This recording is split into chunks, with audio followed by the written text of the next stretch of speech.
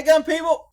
Well, I got some court documents, charging documents on Kyle Rittenhouse, a.k.a. the Kenosha Kid. Don't skate on me. So let's take a look at the charging documents and what they're going out. I'll try to give you some maybe cop-splaining, whatever you want to call it, legalese, legal mumbo-jumbo, etc. So an attorney wrote this charging document, and his bias is like just freaking blinding. So as a cop, if I was going to write a probable cause statement to arrest this guy for these charges, which normally is the way it's done, maybe in Wisconsin, only the DAs run around and write probable cause statements and charge people without law enforcement investigating. If law enforcement investigated this, they did a really crappy job. And if law enforcement wrote this, they did a really crappy job. But in the complaint, it says I'm an attorney as the complainant. So I'm assuming the attorney wrote this. And he should have got a cop to write it because he didn't do a very good job, in my opinion. So here we go. Filing date, 8/27. Arrest warrant issued, Kyle H. Rittenhouse. Here's his date of birth for everybody to know, January 3rd. They give his address. Of course, that's not secret. You know, when left wings go out and commit crimes, we can't find it. We can't even post a picture because it'll be called racist. This kid, he's a juvenile. They give his picture. They're giving his date of birth. They're giving out his address. I mean, it's so public. It's just crazy on the double standard. Let's see. Branch 3 DA case. Here's the case number. Cross-reference with these cases. These are probably the shooting cases or whatever. I don't have the way to link these. Like I said, somebody sent me this. Bruce Schroeder is the DA. I don't know if he's the one that wrote this. I didn't see a signature on this. Maybe I missed it. I'll see it when I'm going over it. I just kind of reviewed it real quickly there and kind of, went over the different statements. So here we go. Charge 1, first degree felony, B felony, reckless homicide, use of a dangerous weapon modifier. Second charge, first degree reckless endangerment safety. This is what you call stacking charges. This is what you call double charging and overcharging. See, it used to be 20, 30 years ago, if you were charged with homicide, you were charged with homicide. Now, when you're charged with homicide, there's the gang enhancement. There's the hate crime enhancement. There's the use of a gun enhancement. There's the what was in your state of mind enhancement. There was if it was a school, if it was a Jewish synagogue, if it was there's all these extra charges they add on now to make it look like, this guy's the criminal of the year. So we have degree reckless homicide use of a weapon, degree reckless endangerment of safety use of a weapon, degree intentional homicide use of a dangerous weapon, degree intentional homicide use of a weapon, first degree reckless endangerment of safety use of a weapon, and sixth charge, possession of a dangerous weapon by an 18-year-old, misdemeanor. Okay, this is probably the only charge that he should be facing. But we'll go over this. So here's a complaint, and it gives a case number, document. This is page 1 of 5. So here we go. Date of birth, color of eyes, height, weight, all public knowledge now. Normally, how many times has government said, oh, we can't release information because we have an ongoing investigation? There's not an ongoing investigation on this. They've already made up their mind. They're ready to hang this kid. When I'm reading this probable cause statement, I go, Jesus, dude, there's a whole bunch of shit that you didn't do. But anyway, let's see here. Here we go. So here's all the crimes and the definitions of the penal codes and stuff. I'm not going to go over all that. Basically, we just went over all the different charging that they're going to do. But in the document, this is page 2 of 5. And then we'll get down to the probable cause statement. And this is usually, the probable cause statement is always the meat and potatoes. This is where you get, you lay out why you believe a crime was committed and why this person committed it and what the crime he committed and what leads you to believe that he is guilty of the crimes that you're charging him with. The complaint spoke, your complainant, and later on, your complainant says, I'm an attorney. So your complainant spoke with sergeant, detective, and detective of the Kenosha Police Department who provided the following information. On August 20th, An 8 p.m. curfew had been imposed east of I-94 in Kenosha County due to civil unrest.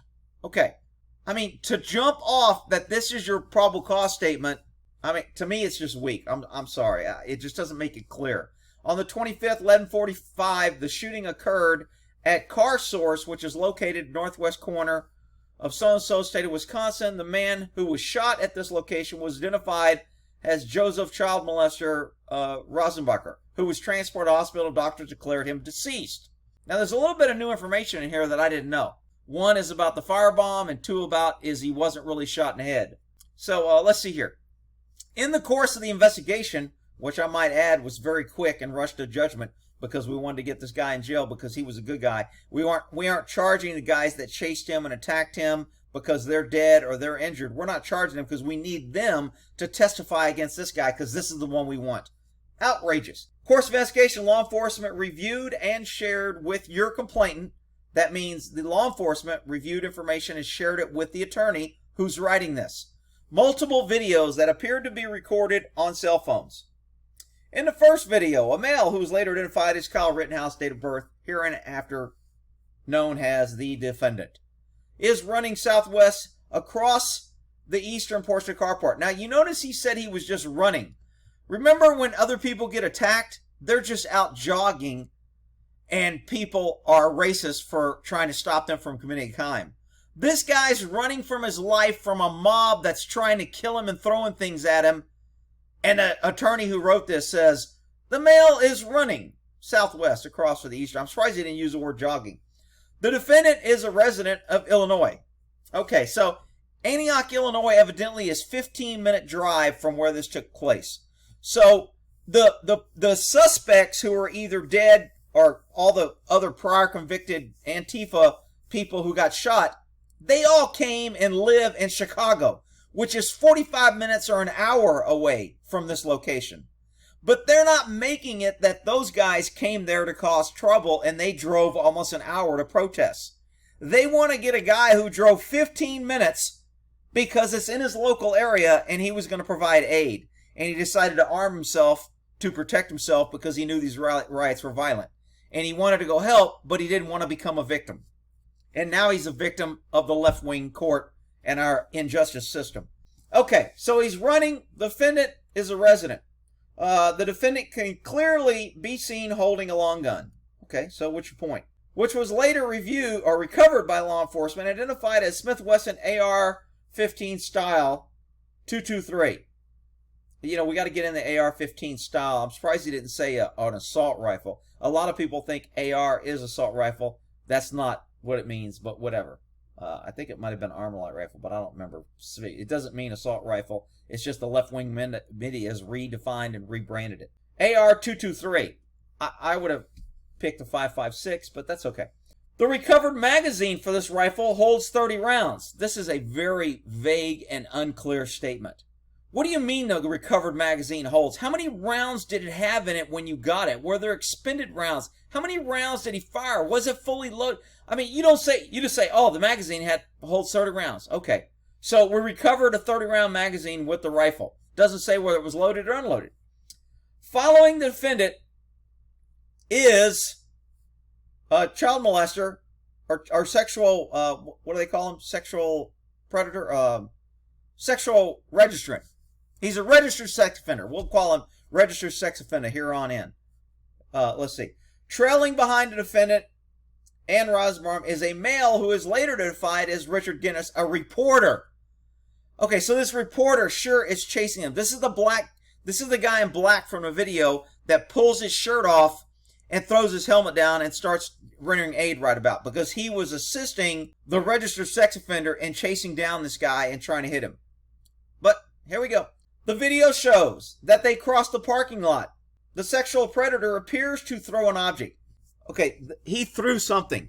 And I originally thought from the flashes and the light that it looked like it was a lit. There are reports that this argument that they started earlier started over, they were starting to burn shit. And the guys with the guns, including this defendant who is now fighting for his life, he was telling them, we don't encourage burning and we don't want to have things burn in our community, and they stop them from burning stuff. So that's the argument you see where the sexual predator gets in a guy's face and says, shoot me, nigga. That's the argument that we see. It was over these guys with the guns who were there to give aid and to protect themselves didn't want them burning down the city. And the guys who were pissed because they stopped them from burning shit. So now they chase them through the parking lot and throw bricks and things at them. But here we go. Rosenberg's appear to throw an object at defendant. It didn't appear. The object does not hit the defendant. Notice how he says that, because he's trying to unjustify the use of deadly force. Okay? It's kind of like saying the sexual offender, the sexual sex registrant, shot at the defendant, but he didn't hit him. Oh, so that makes it okay, right? So this guy threw a plastic bag, but it didn't hit him. So that makes it okay. That's bullshit. In the plastic bag, from what I'm hearing and reading, is there was either a brick or frozen water bottle or rock, which is a hard impact instrument being thrown in a bag, is a deadly weapon. If it hit this kid in the head, it could kill him. So I don't care if he missed him or not. What, if you're shooting arrows at me, I can't shoot at you or I can't defend myself until you hit me with an arrow? Is that what this freaking attorney is trying to say? Of course he is. Because he's a left wing trying to push an agenda, and it shows his bias and how freaking non-biased he is. Okay. The object does not hit the defendant in the second video. Based on where the object landed, that it was a plastic bag. Notice he doesn't say it had anything in it. That plastic bag was not flying. All you people who think that he threw a plastic bag and it went as far as it did, go outside with a plastic bag and throw it and see how far it goes. You'll be lucky if it gets 1 foot or 2 feet from you. That bag flew at least 10, 15 feet, probably say 12 feet at this guy. He had a heavy impact instrument in that bag. It was not an empty bag or it wouldn't have flown so far. Now the defense will hopefully bring this out in court, but I just find it insulting to a reasonable person that an attorney wrote these lies just to charge this guy. I mean, this is just outrageous. The sexual offender appears to be unarmed for the duration of this. Oh, he appears to be unarmed, meaning he probably had a knife, meaning he had his fist, meaning he was trying to hit the guy. He was already in his face telling him to shoot him. So it probably under the influence. I don't have anything in here on how much drugs the sexual offender had in his system when he was violently attacking, chasing, and threatening the guy and throwing plastic bags with bricks, rocks, or frozen water bottles in it has a thrown impact instrument. Rosenberg appears to be unarmed on the instrument. Oh, poor sexual offenders. He's just a victim. I reviewed the second video, or a review of the second video shows the defendant and Rosenberg continue to move across the parking lot and approach the front of the black car. So this is where the confrontation starts. In the video, it's kind of far away. You can't really make out what's going on, but you can tell they're by the black car, and that's when you hear the gunshots. A loud bang is heard on the video. Then the male shouts, "Fuck you." A male. So, who thinks the guy who was saying, "Shoot me, nigger," earlier, shoot me, says, "Fuck you," or who thinks the defendant who was running for his life out there trying to help the community yelled, "Fuck you"? Okay, there's no doubt in my mind from the totality of circumstances that I've seen of all the videos that the sexual offender is the one that yelled, "Fuck you." Then, sexual offender appears to continue to approach the defendant. Notice he says continue to approach, not violently chase and attack, screaming, yelling, and threatening defendant. No. He just continues to approach the defendant and gets near the proximity. Not gets in his personal space in a violent, threatening manner after he's chased him and thrown rocks in a bag and told him to shoot him earlier and tried to fight him because he stopped him. No. He just continues to approach the defendant near the proximity. What a freaking lying, sleazy, dirtbag attorney. I mean, is there any other kind? I know. To the defendant, where 4 more loud bangs are heard. The sexual offender then falls to the ground. Oh, Rick, can't we all just get along? The defendant then circles back behind. So the defendant circles around. It's not the defendant fires and continues to flee for his life from the encasing mob. It's not that he's still in fear of his life after this guy attacked him and he was able to escape and now he creates distance so he can reevaluate the situation. No. He circles back behind the black car and approaches Rosberg. Well, maybe he reassessed felt that the threat wasn't there, and he was going to go back and render aid because he didn't want to shoot the guy. And because he's EMT trained and he's emerging medical out there, he's saying he's EMS, maybe he was going to help the guy. And then everybody starts yelling, get him, and attack him, so he decides to flee. Now, they're making it sound like he shot some guy and ran off because he's just running around shooting people. I mean, it's just amazing how they're lying. The sexual offender remains on the ground. McGinnis also approaches. This is so-called the reporter. Removes his shirt. Remember the guy in the black? He just removed his shirt. He didn't take off his helmet that he was wearing for protection because he was being violent and he didn't want somebody hitting him in the head when he was hitting people. No. He just took his shirt off. Freaking amazing. Removes his shirt and attempts to render aid. Oh, he's such a good guy. He was there. He was chastened to record it as the press, and he was friends with this guy, and he wasn't doing anything wrong. He was just going to render aid. I mean, look at the way they're painting the opposites of what really happened in that video. The defendant appears to get his phone out and make a phone call. Now, who he called is going to be kind of critical. Someone said he was calling the police to report it. Someone else said he was calling a family member. So, who did he call? Whoever he called, because he's 17, could be labeled as what's called counsel. When you're read your Miranda rights, if you say you want counsel, unless they've changed it, I mean, the rules changed so much. It used to be you could get counseling. You could say, I'd like to refer to counsel, and I would like to talk to my priest. Didn't have to be an attorney. Could be your priest, could be your counselor, could be your AA representative, could be anybody. You can arrest anybody in counsel. Has cops, when we go in, if we're being investigated by IA and they're doing an investigation on us, we're allowed to have a representative with us. Now, if you get free legal, usually we have an attorney with us. But if it's something small and you don't want to send an attorney out or get an attorney or use money for your dues to pay an attorney, you can have any representative. And I've been representative of cops. They'll say, I want Gorin here with me. And I'll go in there. And because I'm not being charged or anything, I can say, hey, man, that's not fair. I can speak and fight back for the cop, but the cop can't because they'll say it's insubordination. So just because a kid wants counsel, he can ask for his parent, he can ask for an attorney, he can ask for a clergyman, he can ask for some other advisor. He's still entitled to counsel. Counsel doesn't necessarily mean it has to be your attorney. And with kids, it's really important. You don't want to deny a child when he asks to speak. If a kid says, I want to talk to my parent, and you go, no, you're in custody, you're going to talk to us, anything you get from that statement is no good. But remember, it's no good to use unless you get on the stand, you contradict what you said. Then they can get it in through an exception in the back door to impeach your testimony. So it still can be used. All right.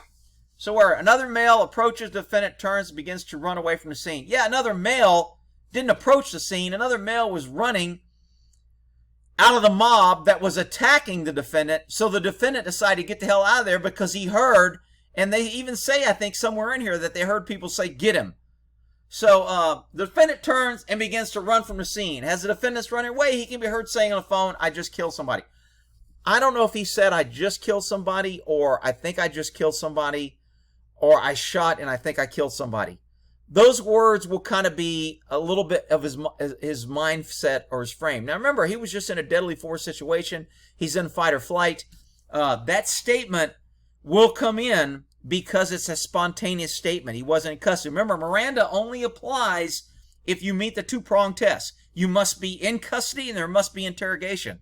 I don't have to read you your Miranda rights if I just handcuff you. I have to ask you questions that are criminal. I don't have to read you. Everybody's like, man, if you're going to arrest me, you got to read my rights. No, I don't. I only got to read your rights if I question you. If I handcuff you and arrest you and you run your mouth, I can use everything you say because I didn't ask you. Those were voluntary statements, and voluntary statements are admissible. If you call 911, that's a voluntary statement. It's admissible to be used against you. So him running away saying I killed somebody on video, he was not in custody. Government was not trying to get that information to use against him, so that statement will be allowed in, and they will not be able to get that suppressed. And because it's allowed in, they're going to get who he called, and that person's going to have to testify, and how long the call was, and what else they talked about, and what was the context of the confirmation, and did he call you afterwards, and how many other conversations did you have with this person, and they're going to have phone records and say you talked to him 15 times, and on this day, what did you talk about, and did he say this, and did he make other admissions? So this will be a critical part of the investigation to try and hang this kid.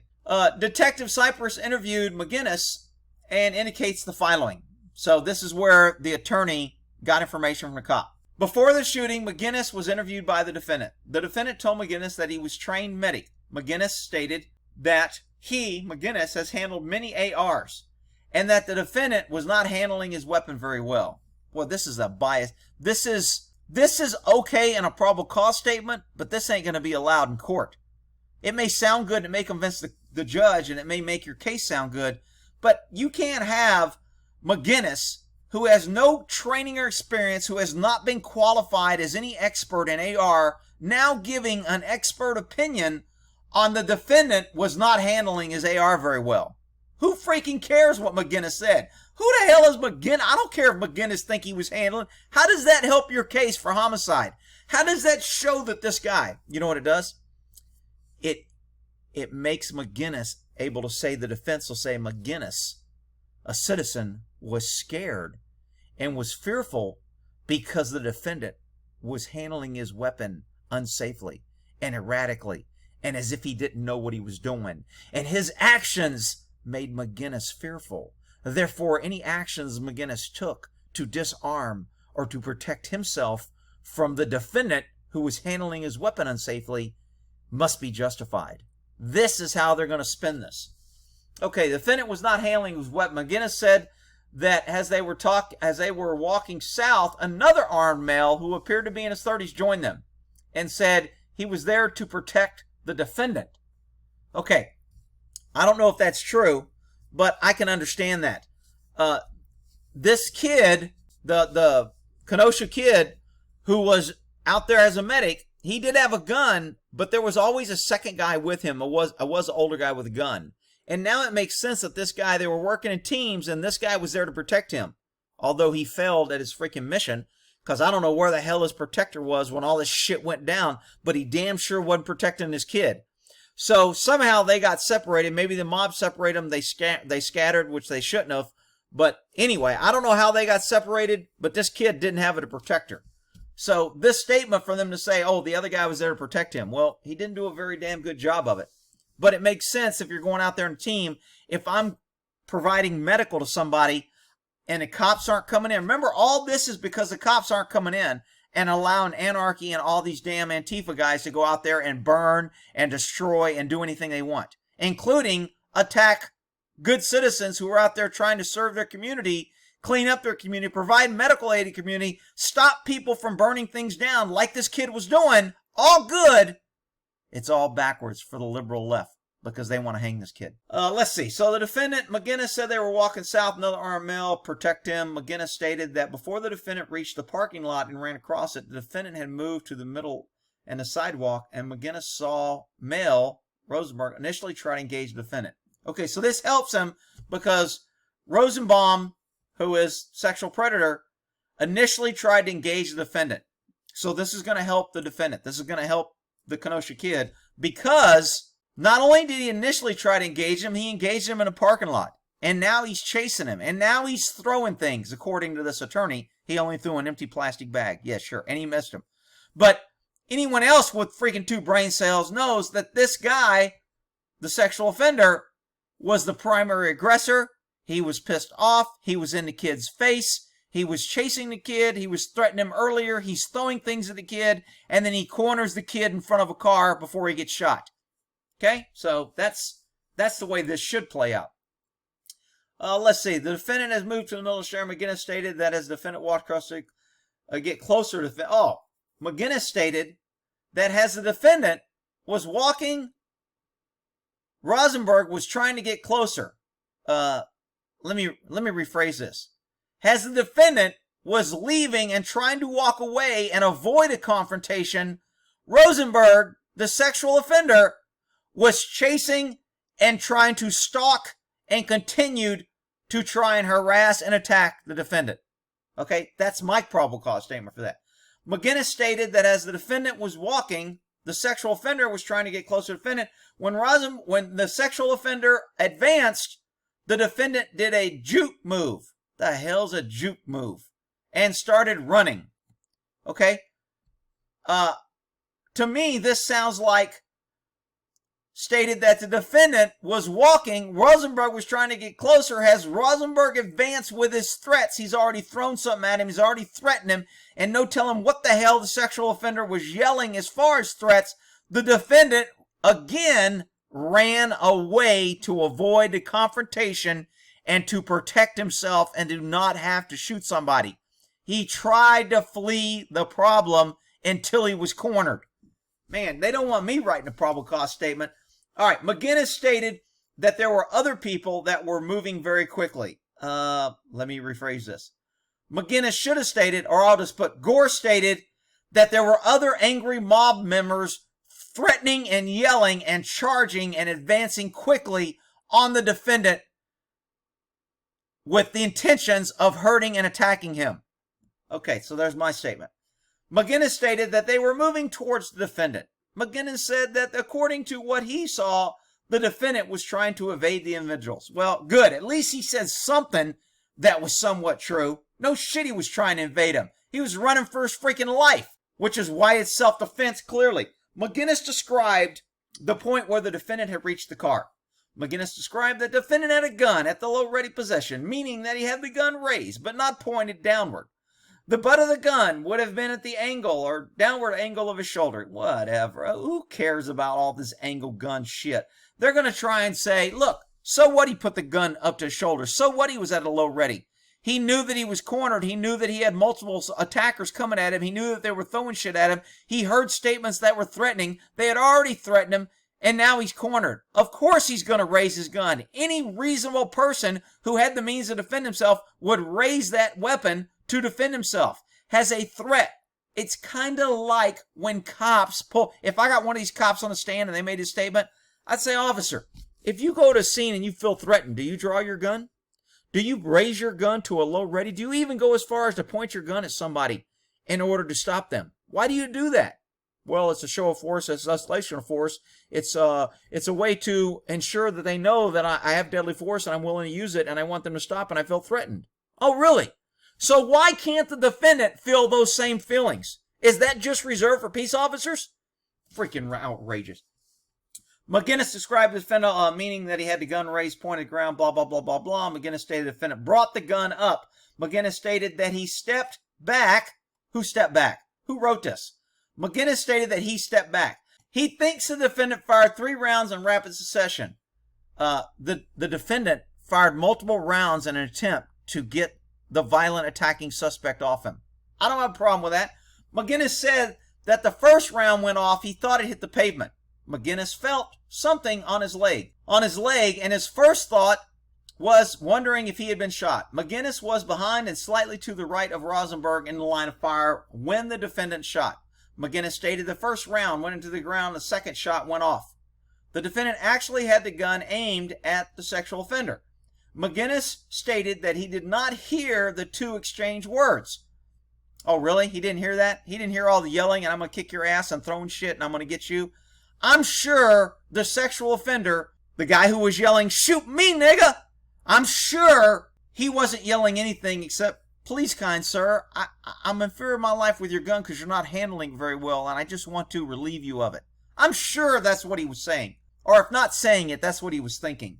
Are you freaking kidding me? He did not hear the 2 exchange words. McGinnis said the unarmed guy, the sexual offender, was trying to get the defendant's gun. Perfect. Now we have a witness that said he was trying to commit robbery, taking personal property from another, robbery of a weapon after he assaulted and attempted to assault this person. Now he's trying to disarm him and steal his gun from him. And the defendant, in his state of mind, could have felt that if this guy got the gun, not only could he shoot me, he could shoot other people. So not only was I defending myself when I fired to get this crazy man from trying to take my gun, I was defending other people because I didn't know what he would do once he had the gun. Perfect. Now we have a good witness. This guy just turned witness from the Lyon prosecution for a witness to the defense. He was trying to grab the gun. McGinnis demonstrated by extending both his hands in quickly grabbing motion, and did that as a visual how Rosenberg tried to reach for the defendant's gun. Perfect. I wonder if they took fingerprints of the gun and got the defendant's fingerprints on it. Oh, no, they probably forgot to take fingerprints. Or you know what? There was a little something on there. So the cops or the DA just rubbed it off so they could read the serial numbers. And so any fingerprints might have been rubbed off accidentally on purpose. Are you freaking kidding me? Detective Cypress indicates that he asked McGinnis if Rosenberg had his hands on the gun when the defendant shot. McGinnis said he definitely made the motion as if he was trying to grab the barrel of the gun. That's a great disarming technique too. For all you Antifa people, here's an Antifa tip, an Antifa training tip. When you take a gun from somebody, the best way is to grab the barrel, because the person won't be able to hang on to it. You can take the gun from them. That's a free Antifa tip training from me. All right. Rosenberg had his hands on a gun, stated the defendant pulled away quickly, then raised it. McGinnis stated that's right. As they came together, the defendant fired. McGinnis said that when Rosenberg was shot, he had leaned in toward the defendant. Okay. McGinnis stated that after the defendant shot, he ran backwards toward the hospital to the middle of the road. McGinnis stayed and turned and gave attention. McGinnis stated that he then heard other shots really soon after. Now, again, who's ever writing this is very unclear. If I was reviewing this, I'd be like, dude, if McGinnis stated he heard shots, did he hear or did he see that the defendant was firing those shots or someone else? Well, I mean, how could this dude run around a car and come back around and be standing next to him if he was out there firing shots somewhere else? I mean, this is very unclear to me. But again, you got an attorney writing it, and they like muddy waters, so they can argue and try to paint their own picture. The third video, damn, I'm at 32 minutes. Sorry, guys, it's going long. I think we're almost down to the end. Yeah, so this is the end. We only got a page or so more, but I know I'm adding a bunch of shit. The third video, your complainant reviewed, your complainant, meaning the attorney, shows a defendant running northbound on Sahara after he shot the sexual offender. The street and the sidewalk are full of people. The reason that statement's in there because the attorney wants to show that he endangered a bunch of people because he was shooting. They would never say this if a cop sprayed and prayed and shot. When 15 cops shot at a UPS vehicle, they didn't say that there were a lot of people standing around. That was never brought up. When the cops shot 62 rounds and hit and killed the hostage, they didn't say that there was a lot of people and the hostage was there because it was the government protecting government. Now that an armed citizen is doing it, suddenly this attorney wants to point out that the street and sidewalks are full of people. Well, you know what that tells me? Your freaking curfew was bullshit. You're trying to say there was a curfew and this kid was violating it, yet you're saying the streets were full. Where are the cops? Why do you have a curfew if you're not going to enforce it? Why do you have a curfew and you let lots of people on the street chase and attack and burn and loot, and you as government don't come in to enforce your curfew? But suddenly you want to enforce a curfew on this kid who was armed and attacked. Yeah, the Kenosha kid is becoming a real perfect scapegoat for the left. A group of several individuals began running northbound behind the defendant. Really? A group of several individuals began running. Okay, here's my statement. An angry mob yelling who had already been violent immediately started to chase the suspect northbound on Sheridan. That would have been my statement. All right. A person can be heard yelling what sounds like, beat him up. Perfect. This justifies the fear. Maybe that's why he's running. If the defense's plan is to say the defendant shot this kid and just ran off and was going to hide so he goes shoot someone else, the defense is going to say maybe he heard beat him up and the angry mob chasing him because they had already been chased and attacked, and maybe that's why he ran. Not only was it smart that he ran, but the angry mob caught up to my client later, hit him in the back of the head, hit him with a skateboard, and he was forced again to use his weapon to defend his life and defend himself from seriously bodily injury. So, I mean, I cannot believe they're charging this guy with first-degree murder when the case is so perfect for self-defense. Another person can be heard, it sounds like, hey, he shot him. Your complainant reviewed the fourth video that showed a different angle of the defendant running northbound. In this video, a person can be heard yelling, get him! Get that dude! Yeah, I wouldn't think that would be something to be concerned about. Who thinks in an angry mob that they're burning and looting and tearing things down, chasing you, yelling, get him, get that dude, beat him up? Who thinks that might cause fear, might cause a concern for your safety? Any reasonable person would probably think that. Obviously not this complainant, Mr. Attorney. Then the male in the light color top runs toward the defendant and appears to swing. Gee, swing what? Okay, swing his right arm. Now see, as a cop, if you wrote me a report like this and I was reviewing this, or I was wanting to put this in a warrant, I'd be like, dude, how did he swing his right arm? Was it a striking maneuver? Was it a roundhouse? Was it a punch? Was it a clenched fist? Was it open hand? Was he holding something in his hand? You can't just say he swung his right arm. Give me some details so I can show that it was meant to be an assaultive type maneuver. What, this guy was swinging his right arm, what, because he was chasing a fly? I'm surprised the attorney didn't say, it appears he swung his right arm by the defendant and appeared to be chasing flies away from him. I mean, it's just freaking crazy. The swing makes contact with the defendant, knocking his hat off. Oh, so maybe it was his intended assault. So now we have another count of battery on the defendant. Not only was somebody throwing something at him, not only were they chasing him saying beat him up and get him, now we have part of the mob actually making contact and assaulting and battering the defendant. Perfect. The defendant continued to run northbound. Gee, that sounds like a good move to me. Who thinks that's a bad move? Freaking idiot on a jury might think that. On the video, a male can be heard saying something to the effect, another male can be heard responding something to the effect, just shot some, oh, what did he do? Then the male can be heard yelling, get his ass. Now, ladies and gentlemen of the jury, I'll be the prosecution here. Get his ass really meant that they wanted to contact the defendant and restrain him from shooting someone else and to protect other people of the public out there. That's what they meant by get his ass. The defendant will say, ladies and gentlemen of the jury, they've already said beat him up, chase him, get him. Isn't it reasonable that get his ass would create fear in my defendant's mind and that he thought his safety? He's been hit. He's been thrown at. He's been chased. I mean, he's already fired his gun in self-defense.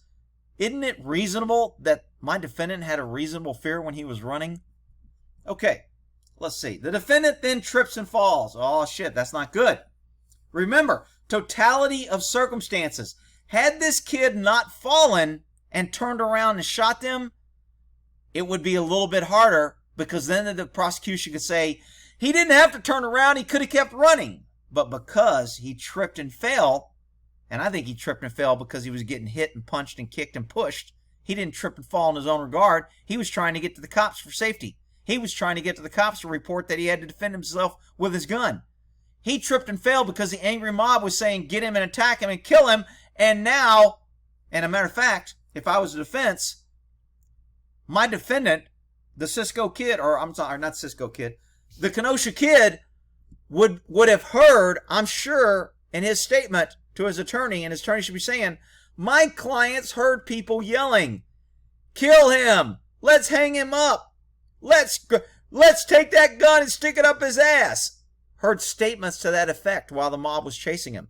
None of it was caught on video, just like the prosecution is saying all this shit happened that wasn't caught on video. So, I mean, this case is so self-defense is crazy. As the defendant is on the ground, an unidentified male wearing dark colored top and pants jumps at and over the defendant. He wasn't jumping at no one. He was trying to kick him in the freaking head. This attorney just flat out lied and misrepresented the facts. And he presented this to a court, which means it's freaking perjury. Because he had to sign, this is under penalty of perjury, this is true and correct. That guy that jumped, and there's a picture, and I'll try to slide it in here, he was literally trying to kick the kid on the ground in the head with his foot and stomp his face. He was not jumps over the defendant. Are you kidding me? Based on the sounds of the gunshot of the video of the position of the defendant's gun, it appears that he fires 2 shots in quick succession. He fires 2 shots in panic and self-defense because he was being attacked at multiple angles by multiple assailants, and he was on the ground, and he'd already been hit in the head, and he was dazed, and now he's on the ground fighting for his life. Clear case of self-defense. He fired 2 rounds in quick succession at the person. It appears that the person was not hit, and he runs away from the defendant. Good. Perfect. has a second person who was later identified, Anthony Huber, approach the defendant who is still on the ground, the defendant still on the ground, on his back, meaning in a not a very good fighting position, in a position easily to get kicked in the head, stomped in the throat, or hit with a skateboard, or stabbed, or have bricks thrown at you. He's on his back, helpless and defenseless, and the only thing he's got is a gun in his hand to keep people off him. Huber has a skateboard in his right hand. Huber has an impact weapon that he's swinging in a violent manner, which could cause serious bodily injury and or death to my defendant if he hit him in the head. When Huber reaches the defendant, it appears that he's reaching for the defendant's gun. Yet another person trying to commit robbery, trying to commit theft of personal property from this person, theft of a firearm after this guy has already shot somebody. Who thinks all these guys are good guys just trying to get the gun so they can secure it? Are you kidding me? When Huber reaches the defendant, it appears he's reached for the defendant's gun with his left hand, and the skate guard makes contact with the defendant's shoulder. Are you kidding me? If that was a cop, it would be the suspect with the skateboard attacked the officer that was on the ground and was attempting to take his head off with the skateboard, and the officer fired in self-defense. That's exactly what they would say if this was a cop getting hit with a skateboard on the ground. But when it's a Second Amendment citizen, a pesky citizen, they're saying, oh, the defendant, it appears he was reaching for the gun and his left hand had a skateboard, and it made contact with the defendant's left shoulder. It didn't make contact accidentally. It made contact because he was swinging and using it as a damn weapon. I just can't believe it. Huber appears to be trying to pull the gun away from the defendant. See, if a citizen was trying to pull a gun away from an officer, this prosecutor would be saying, the suspect tried to disarm the officer and put his hands on his gun and tried to do it. The officer had no option but to defend himself. Justified. But when a pesky citizen does it, it's just crazy. The defendant rolls toward his left side. If Huber appears to be grabbing his gun, the gun is pointing at Huber's body. The defendant fires one round. Maybe the defendant didn't fire a round. Maybe the suspect who was grabbing the gun caused the gun to go off by pulling on it. Maybe that's what happened. The defendant then fires one round. See, we're making a conclusion here. How do you know the defendant fired? Did the defendant say he fired? Do you know he fired? Do you have video of him firing? How do you know the defendant's gun didn't go off accidentally because the guy was pulling on a barrel and it caused it to go off? No.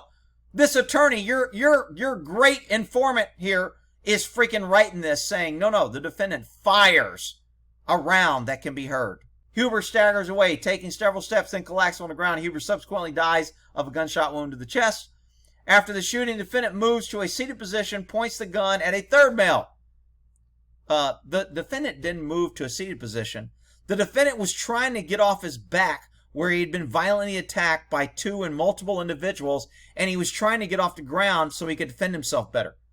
No, he moves to a seated position and points his gun at the third male, who was later identified as the guy that got shot in the arm. He approached the defendant. When the defendant shot Huber, the other guy who got shot in the arm freezes and ducks and takes a step back. This is where he fakes I'm giving up and holds his hands. But he's got a gun in his hand. They don't say that here. He slides it in later. The guy who got shot in the arm puts his hands in the air, then moves toward the defendant and aims his gun at the defendant with a gun and shoots him, firing one shot. The guy with the pistol in his hand that got shot in the arm was shot in his right arm. Then he appears to be holding a gun in his right hand. Appears. It's blatantly clear he has a gun in his right hand. There's plenty of photos of it. Then the guy who got shot in the arm for reaching in for a gun like a dummy then runs southbound like a pansy crying, and the defendant screaming for a medic, and the defendant gets up and starts walking northbound. The defendant then was able to get up and again tried to avoid the confrontation and move away from the violent rioters who had attacked him relentlessly and moved toward the cops. That's what happened, but that's not how the attorney sees it. Then runs southbound at medic. The defendant, then facing southbound, walks backwards northbound with his firearm at the ready position. Oh, he's so ready. Pointed towards the people. Oh, he pointed it toward the people. Not the angry mob that had attacked him. He points it to the people. I mean, this statement is just screaming in bias. Dr. Kelly, medical examiner, conducted an autopsy of the sexual offender, and he indicated he had a gunshot wound to the right groin, which fractured the pelvic. Remember I talked about two to the head and one to the pelvic? Pelvic is a great area. Lot blood rich, lot of arteries. One of the rounds got the pelvic area. The gunshot wound to the back perforated his lung and liver, and a gunshot wound to his left hand. A superficial gunshot wound later was lateral thigh, and a grazed gunshot wound to his right side of the forehead. So when we first saw the video, I thought he was shot in the head, and I was wondering why his head wasn't blown out or it wasn't an exit wound. And it's because it was a grazing. The round was just grazed, but it was bleeding, and that's what when they were trying to give first aid to this guy, they never went below the belt to check for injuries. They only checked chest and head area. And when they found the head wound, they stopped, which is why the guy died. Had they gone there and stopped wound, maybe. But, I mean, you know, with a perforated right lung, liver, and I thought he said it grazed the heart. Maybe that was another guy. Dr. Kelly also conducted an autopsy of Huber, indicated Huber had a gunshot wound to his chest that perforated his heart, aorta, pulmonary artery, and right lung. So this dude, that one round, the people that say the AR is a small bullet, the reason why this bullet was so devastating is it was shot at point blank range, which means it had its maximum velocity out of there. Had the suspect not been reaching for the gun and grabbing it so close, it wouldn't have done as much damage. The AR round, 5.56-223, it immediately, like all rounds, starts to slow down after it leaves the barrel. And it's a small round, but it's leaving a barrel, and a 21-inch barrel is leaving at 3,100 feet per second. Most people don't have 21-inch barrels, so it's usually leaving about 2,700 feet per second. Still with enough velocity to do a lot of damage. But the farther that bullet goes, the more it slows and the less damage it does. But at close range, the lethality of this bullet, pretty damn devastating. Okay. Detective also spoke. Domonic stated that he received a phone call from Carl Rittenhouse, a defendant, in which the defendant stated he had shot someone. Oh, wait a minute. Detective so-and-so spoke with Dominic Black. Dominic stated that he received a phone call from his friend, Kyle. So Kyle called a friend, the defendant, in which the defendant stated that he had shot someone. Saw the defendant in person at the Antioch Police Department and identified the defendant as the shooter on video. Okay, so they got, when he was at the police department, this detective did a positive ID on him from the video saying, yeah, that's the shooter. Here we go. Your complainant, the attorney, this is the attorney, who based her knowledge of the complaint, so it's a female.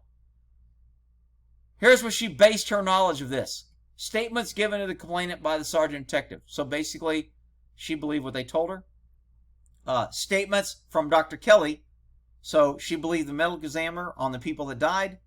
She also based her belief on the review of law enforcement by the complaint and videos. She also based it on statements by citizen informants.